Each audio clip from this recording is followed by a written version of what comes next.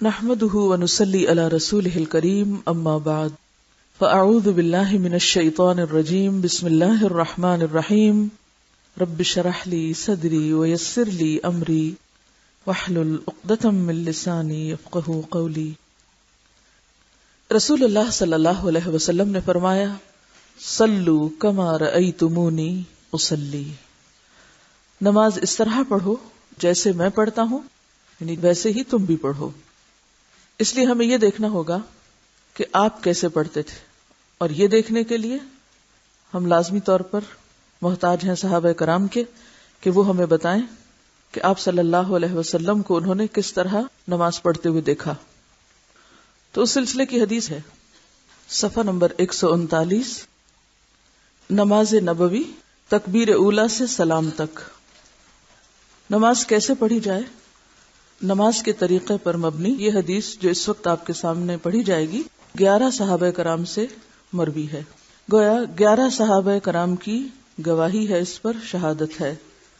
حضرت ابو حمید ساعدی رضی اللہ عنہ سے روایت ہے کہ انہوں نے رسول اللہ صلی اللہ علیہ وسلم کے 10 صحابہ کی جماعت میں کہا، یعنی 10 لوگ بیٹھے تھے، ان کی موجودگی میں کہا، میں تم سب سے زیادہ رسول اللہ صلی اللہ علیہ وسلم کی نماز کے طریقے کو جانتا ہوں۔ انہوں نے یہ کیوں کہا کہ میں سب سے زیادہ جانتا ہوں؟ آپ کے فہم کا امتحان ہے، آپ میں قوت استنباط کتنی ہے۔ جی ہاں، یہ تو obvious ہے کہ ان کے ساتھ پڑھی، ان کو دیکھا، لیکن بعض صحابہ کرام کا دیکھنا صرف دیکھنا نہیں تھا، وہ تحقیق کی نظر سے، سیکھنے کی نظر سے دیکھنا تھا۔ ایک ہوتا ہے اپنے لیے کچھ دیکھنا یا اپنے لیے سننا، اور ایک ہوتا ہے پھر آگے کسی اور کو سکھانے یا بتانے کے لیے کچھ دیکھنا یا سننا۔ ان دونوں میں فرق ہوتا ہے؟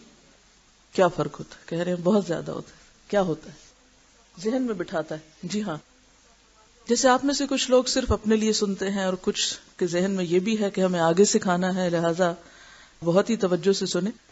ان پچھلے 2 دنوں میں سفر پر تھی اور مختلف لوگوں اور مختلف گروپس سے ملنے کا اتفاق ہوا، اور ظاہر ہے کہ ایک روزمرہ کی کلاس ہوتی ہے جس میں آپ ایک وقت لگاتے ہیں لوگوں کو سننے کی پریکٹس کروانے کے لیے، دیکھنے کی، سمجھنے کی، آبزرویشن کی، لیکن جو نئے لوگ ہوتے ہیں انہیں عادت نہیں ہوتی۔ تو میں نے اس تجربے کو تھوڑا سا دہرایا۔ میں نے انہیں پہلے سمجھایا کہ آپ جو میں کہتی ہوں اسے سنیے، یا جو کسی اور سے بھی پڑھوا رہی تھی ان کو بھی سنیے، اور اس کے بعد مجھے بتائیے کہ کیا سنا۔ انہوں نے سوچا بس انہوں نے کہہ دیا ٹھیک ہے، سن لیا ہم نے۔ اس کے بعد میں نے ایک پیراگراف کسی سے پڑھوایا، پھر میں نے کسی اور سے کہا آپ کھڑے ہو کے بتائیے انہوں نے کیا کہا۔ وہ نہیں بتا سکی کیونکہ انہوں نے پہلی بات کو معمولی سمجھا، اور دوسرا یہ کہ انہیں شاید زندگی میں پہلی دفعہ اس تجربے کا اتفاق ہو رہا تھا۔ اس کے بعد میں نے دوبارہ یہی بات کہی کہ اب اگلا پیراگراف پڑھا جائے گا، یا میں خود آپ کو پڑھ کے سناؤں گی، اور آپ اس کو اس نظر سے سنیے کہ آپ نے دوبارہ مجھے بتانا ہے۔ اب میں نے دوبارہ اسی عبارت کو پڑھا، پھر میں نے ایک اور بچی کو کھڑا کیا، بلیو می اس نے شاید ایک چھوٹی سی غلطی کے علاوہ سب کچھ صحیح بتا دیا۔ میں نے کہا یہ ہے وقت کا صحیح اور بھرپور استعمال، کہ آپ بیٹھے ہیں اور آپ توجہ پوری نہیں کر رہے، ایک موقع ہے آپ کے ہاتھ میں، آپ سن بھی رہے ہیں اور نہیں بھی سن رہے، تو سن کر بھی نہ سننے والے تو جانوروں کی طرح ہوتے ہیں، طالب علم تو ایسے نہیں ہوتے۔ اور پھر اگر آپ میں سے کچھ لوگ اس بات کا عزم ذہن میں رکھتے ہیں کہ وہ گھر جا کر دوسروں سے شیئر کریں گے، اس روشنی کو پھیلائیں گے، تو ان کا طرز عمل تو بالکل فرق ہو جائے گا۔ ایک ہوتی ہے چھوٹی نیکی اور ایک ہوتی ہے بڑی نیکی، فرق بتائیے۔ چھوٹی نیکی اور بڑی نیکی، یہاں آ کر کچھ لوگ چھوٹی نیکی کرتے ہیں اور کچھ یہیں آ کر بڑی نیکی کرتے ہیں۔ چھوٹی نیکی بس صرف اپنے لیے کوئی کام کرنا، اور بڑی نیکی اپنے ساتھ، اپنے علاوہ نہیں، وہ بھی چھوٹی ہو جائے گی، بلکہ چھوٹی سے بھی چھوٹی ہو جائے گی، اپنے ساتھ دوسروں کے لیے بھی کچھ کرنا۔ اب آپ کو زندگی ایک ملی ہے، آپ چاہیں تو اس میں چھوٹی نیکیاں کیا کریں، اور چاہیں تو اسی وقت میں بڑی نیکی کر لیا کریں۔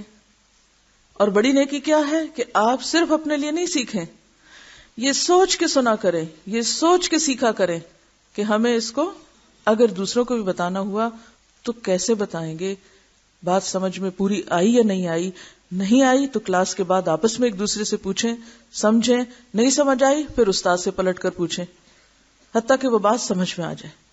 تو کچھ لوگوں کے اندر یہ تحقیقی مزاج ہوتا ہے اور کچھ لوگوں کے اندر یہ نہیں ہوتا، وہ بس ایک بھیڑ میں زندگی گزار رہے ہیں، جدھر سب جا رہے ہیں وہ بھی چلے جا رہے ہیں، ان کی اپنی کوئی سوچ نہیں، ان کے اپنے ذہن میں کوئی پروگرام نہیں۔ ایسے لوگ کوئی بڑا کام نہیں کرتے اپنی آخرت کے لیے، آپ سمجھ رہے ہوں گے دنیا کے لیے۔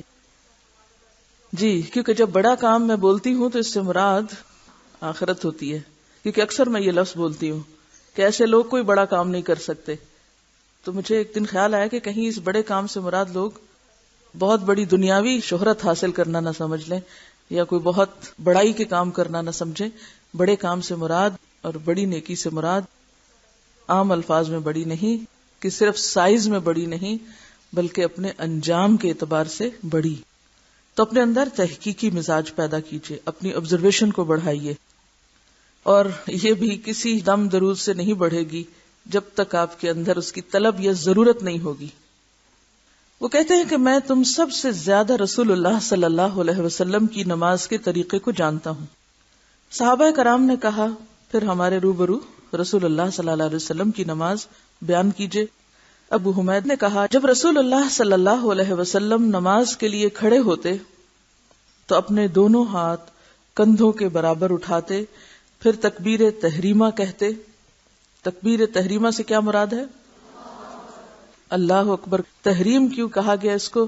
تحریم سے مطلب حرام کرنا، یعنی بولنا، کھانا، پینا، سونا، ادھر ادھر دیکھنا، ادھر ادھر کی آوازوں پہ توجہ کرنا، یعنی سب سے کٹ کر انسان صرف اللہ کی طرف متوجہ ہو، باقی ہر چیز اپنے اوپر حرام سمجھے۔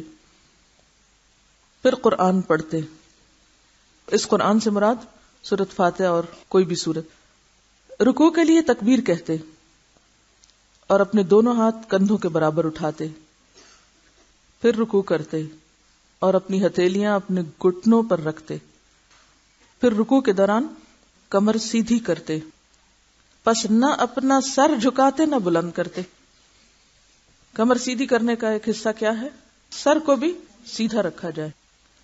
پھر اپنا سر رکوع سے اٹھاتے، پس کہتے سمع اللہ لمن حمدہ، پھر اپنے دونوں ہاتھ اٹھاتے یہاں تک کہ ان کو اپنے کندھوں کے برابر کرتے اور سیدھے کھڑے ہو جاتے، پھر اللہ اکبر کہتے، پھر زمین کی طرف سجدے کے لیے جھکتے، بس اپنے دونوں ہاتھ اپنے دونوں پہلوؤں سے دور رکھتے اور اپنے دونوں پاؤں کی انگلیاں کھولتے، اس طرح کہ انگلیوں کے سرے قبلہ رخ ہوتے، پھر اپنا سر سجدے سے اٹھاتے اور اپنا بایاں پاؤں موڑتے یعنی بچھا لیتے، پھر اس پر بیٹھتے اور سیدھے ہوتے یہاں تک کہ ہر ہڈی اپنی جگہ پر آ جاتی، یعنی اطمینان سے بیٹھتے، پھر دوسرا سجدہ کرتے، پھر اللہ اکبر کہتے اور اٹھتے اور اپنا بایاں پاؤں موڑتے، پھر اس پر بیٹھتے اور دل جمی سے اعتدال کرتے یہاں تک کہ ہر ہڈی اپنے ٹھکانے پہ آ جاتی، یعنی اطمینان سے جلسہ استراحت میں بیٹھتے،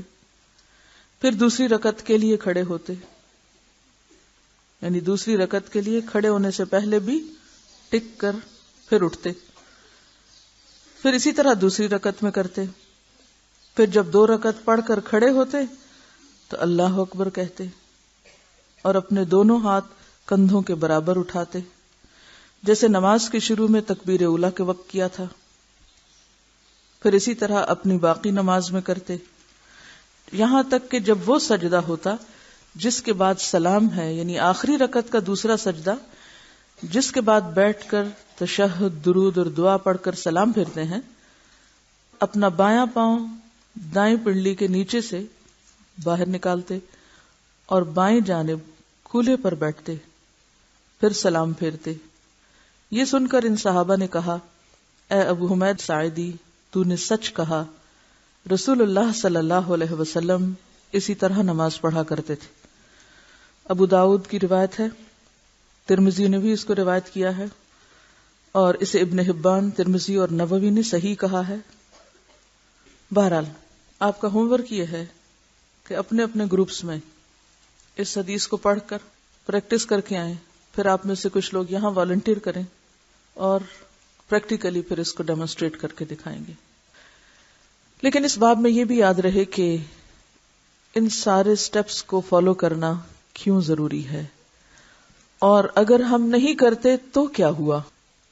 نماز تو ہو ہی جائے گی، جی ہاں ہو جائے گی، لیکن obviously درجات میں فرق ہوگا۔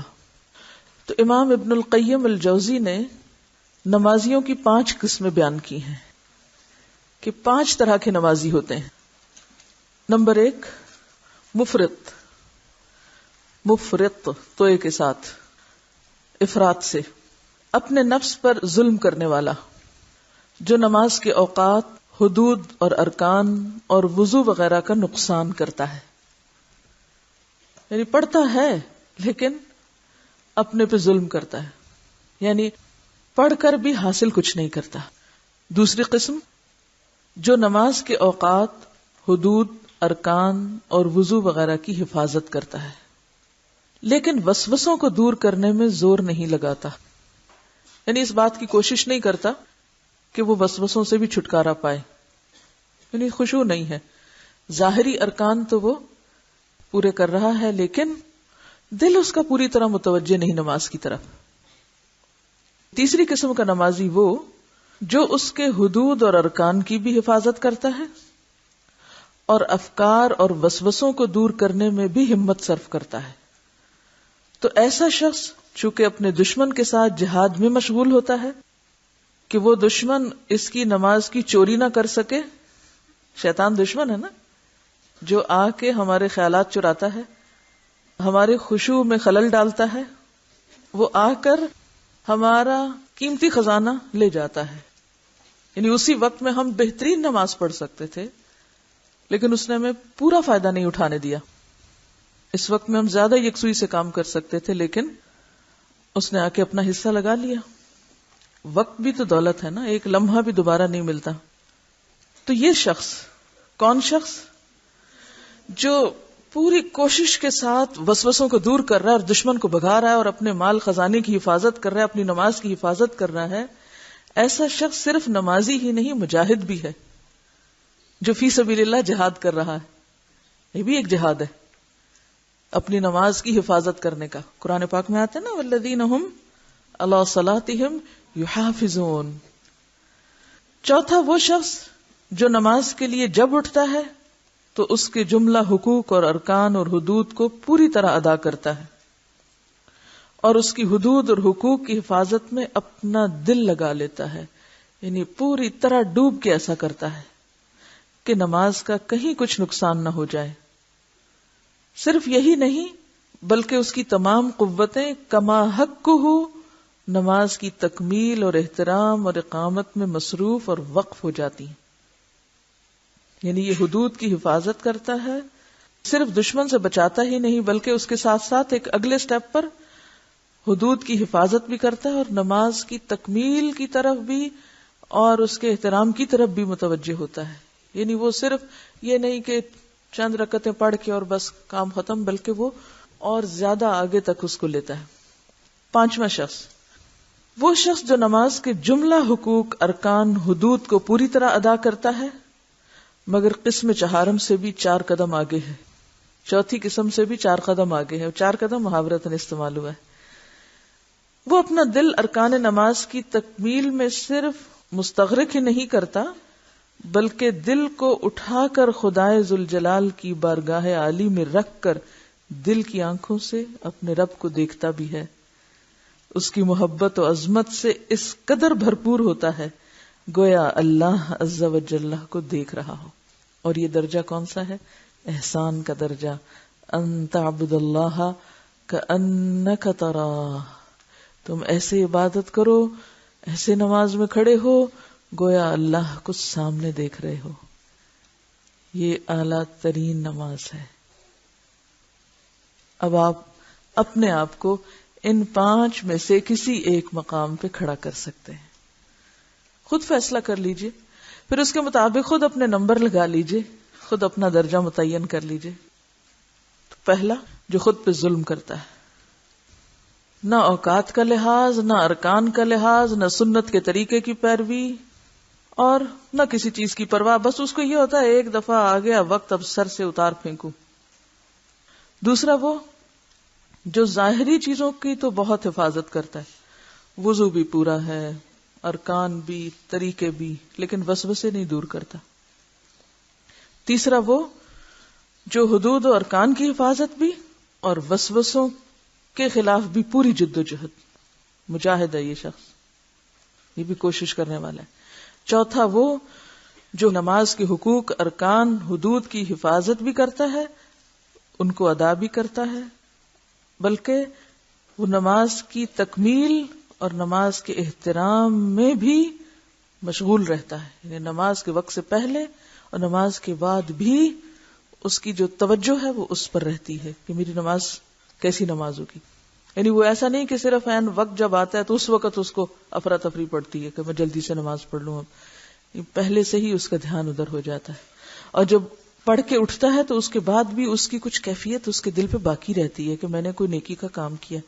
کچھ لوگ تو ایسے ہوتے ہیں نا کہ ایک دم سوئچ آن آف کر لیتے ہیں، اچھی محفل میں ہوئے تو رو رہے تھے، اٹھے تو کہہ کے لگا رہے تھے، نماز پڑھ رہے تھے تو رو رہے تھے، نماز کے بعد اٹھے تو ویسے ہی غافل، اٹھا پھینکا سب کچھ. تو یہ چوتھی قسم کا شخص جو ہے نماز سے پہلے بھی اور نماز کے بعد بھی وہ ایک نماز کی کیفیت میں رہتا ہے. یعنی وہ نماز اس کی زندگی پر بھی اثر انداز ہو رہی ہوتی ہے. وہ نماز کو ایک سپریٹ اینٹی کے طور پہ نہیں لیتا کہ بھائی یہ میرا خانہ نماز کا ہے اور ادھر میں اللہ کا بندہ ہوں اور ادھر سے نکلتے ہی میں نفس کا بندہ ہوں یا دنیا کا بندہ ہوں. اور پانچویں قسم کا نمازی وہ نمازی ہے جو حدود، ارکان، طریقے، ان سب چیزوں کی حفاظت کے بعد واقعی ڈوب کے نماز پڑھتا ہے، گویا اپنے رب سے ملاقات کر کے آیا ہے، رب کو دیکھ کے آیا ہے. اب ان نمازیوں کی جزا کیا ہے؟ پہلی قسم کا نمازی سزا کا مستحق ہوتا ہے. وضو ٹھیک سے نہیں کیا، ایڑیاں خشک ہیں، کیا آتا ہے حدیث میں؟ ویل للعقاب من النار. پھر اسی طرح ویل للمصلین الذین هم عن صلاتهم ساہون، ہے نا سزا کا مستحق. قرآن اور حدیث دونوں بتاتے نا، دلیل ہے نا پیچھے. دوسری قسم محاسب. محاسب کا کیا مطلب ہے؟ حساب کے قابل، اس سے حساب لیا جا سکتا ہے، بھئی ایسا کیوں کیا تم نے. تیسری قسم مکفر عنہ. مکفر عنہ کا مطلب کیا ہے؟ کہ اس کے گناہ معاف کر دیے جاتے، اس کی نماز گناہوں کی معافی کا ذریعہ بن جاتی. جیسا کہ آپ کو پہلے ہی بتایا گیا تھا نا کہ وضو کرتے وقت آپ کیا سوچیں گے؟ گناہ دھونے جا رہی ہوں. اور نماز پڑھتے وقت بھی کیا سوچیں گے؟ گناہ دھونے جا رہے ہیں. تو ایسی نماز گناہوں کا کفارہ بن جاتی ہے. یہ مجاہد کی نماز جو ہے. چوتھی نماز، اس نماز سے گناہ معاف ہونے کے بعد ثواب بھی ملتا ہے. مصاب سے کے ساتھ، یعنی ایسا شخص صرف نماز پڑھ کے ثواب ہی نہیں کماتا بلکہ جزا بھی پاتا ہے، انعام بھی لے کے لوٹتا ہے. یعنی ایسا شخص محض میدان جنگ میں دشمن کو ہراتا ہی نہیں بلکہ مال غنیمت بھی لے کے لوٹتا ہے. فانقلبوا بنعمت من اللہ. اور پانچویں قسم کا شخص مقرب ہوتا ہے. مقرب، اللہ کے قریب ترین.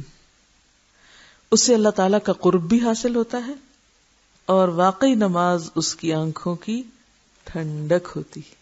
یہ کیوں حضور صلی اللہ علیہ وسلم نے فرمایا کہ جعلت قرۃ عینی فی الصلاۃ، میری آنکھوں کی ٹھنڈک نماز میں رکھ دی گئی. وہ آنکھوں کی ٹھنڈک کس چیز سے نصیب ہوتی ہے؟ وہ اللہ کے دیدار سے، یعنی مانوی دیدار مراد ہے اس سے. اب ہم میں سے کتنے لوگ ہیں کہ جن کی نماز ان کے لیے باعث راحت ہے، آنکھوں کی ٹھنڈک ہے، اللہ کے قرب کا ذریعہ ہے. ہم سب اپنا اپنا حساب کریں. ان قسموں کو سامنے رکھ کے اب نماز کا طریقہ سیکھیں، کیونکہ ہم میں سے اکثر لوگ جب انہیں نماز کے طریقے پہ بات کی جاتی ہے تو وہ کیا کہتے ہیں؟ اتنی کیا ریجیڈیٹی، یوں پاؤں نکالو، دایاں نکالو، بایاں نکالو، ہاتھ اٹھاؤ نہ اٹھاؤ، فوراً اس پہ آ جاتے ہیں نا. کیا فرق پڑتا ہے دوپٹہ باریک ہے موٹا ہے؟ کیا فرق پڑتا ہے سجدہ اوپر ہے نیچے ہے؟ کوئی فرق نہیں پڑتا. کیوں نہیں فرق پڑتا؟ فرق پڑتا ہے. اور آپ ماشاءاللہ ینگ ہیں، ابھی عمر ہے کہ اپنے جسم کو موڑ لیں اسی طرف، اور اسی وقت سے بھرپور فائدہ اٹھائیں. نماز تو پڑھنی، اس سے پہلے کہ آپ عمر کے اس حصے میں پہنچیں جب آپ کا جسم آپ کا ساتھ نہ دے یہ سب کچھ کرنے کے لیے.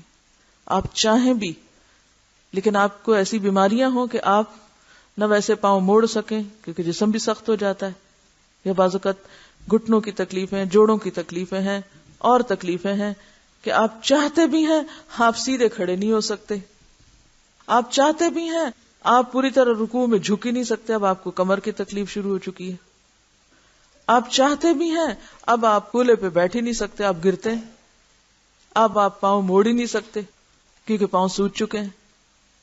تو اس سے پہلے کہ ایسی مصیبت میں پڑے، ابھی وقت ہے، اس وقت کو غنیمت جانے. ابھی سے کوشش کر کے سٹیپ بائی سٹیپ اپنی عادت درست کر لیں تو انشاءاللہ العزیز جب نیت میں اخلاص ہوگا، جب نبی صلی اللہ علیہ وسلم کی سنت کی پیروی کا شوق ہوگا تو اللہ تعالیٰ دل بھی کھول دے گا، ورنہ تو تعصب کچھ بھی نہیں کرنے دے گا. میں سوچ رہی تھی کہ کیوں نہ ہر سٹیپ کو لکھ کر، پہلا سٹیپ، پھر اس کے بعد کرنا کیا ہے یا کیسے کرنا ہے، دوسرا سٹیپ کیسے کرنا ہے، تیسرا، تو ایک چارٹ بنا کے سب کو دے دیا جاتا تھا کہ وقتاً فوقتاً اپنے آپ کو چیک کرتے رہتے کہ ہم پوری طرح فالو کر رہے ہیں. کیونکہ ہوتا ہی ہے ابھی تو آپ اکٹھے ہیں نا، ایک دوسرے کے ساتھ ہیں، کچھ دن عادت پڑی، مہینے بعد نماز چھٹی ہو گئی عادت، دوبارہ پھر یاد نہ رہا، او ہو میں نے تو یہ پڑھا تھا وہاں، تو میں تو پھر بھول گئی. ایک مہینے کی چھٹی سب کچھ بھلا دینے کے لیے کافی ہے. بہت بڑی آزمائش ہے ہم عورتوں کے لیے، تو اس لیے بار بار ریمائنڈر کی بھی ضرورت ہے اپنے آپ کو. تو بہرحال آج ہم نیت کے بارے میں پڑھتے ہیں، اور اس دوران جو سوال آئیں لکھیں.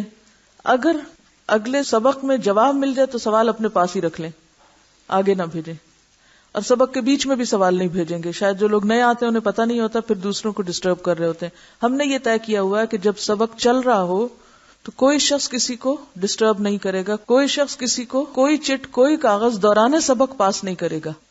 ٹھیک ہے؟ کیونکہ اس سے کیا ہوتا ہے، ایک لمحے کے لیے آپ کی توجہ ہٹتی ہے، اور جب توجہ ہٹتی ہے تو آپ بھول جاتے ہیں کہ اوہ وہ کیا ہوا تھا. تو جب تک آپ پوری طرح سنجیدگی کے ساتھ یکسو ہو کے نہیں سنیں گے، کچھ باتیں آپ الٹ بھی سمجھ سکتے ہیں تو وہ درست نہیں ہوگا. لہذا جب کلاس ختم ہو، سوال کا وقت ہو، اس وقت فوراً سوال آگے پہنچا دیں. اب اگر آپ کے سوال کا جواب مل چکا تو خدا کے لیے وہ سوال پھر آگے نہ پہنچائیں، سب کا وقت ضائع ہوتا ہے. ٹھیک ہے؟ چلیے، نماز کی نیت. رسول اللہ صلی اللہ علیہ وسلم فرماتے ہیں انما الاعمال بالنیات، اعمال کا دار و مدار نیتوں پر ہے.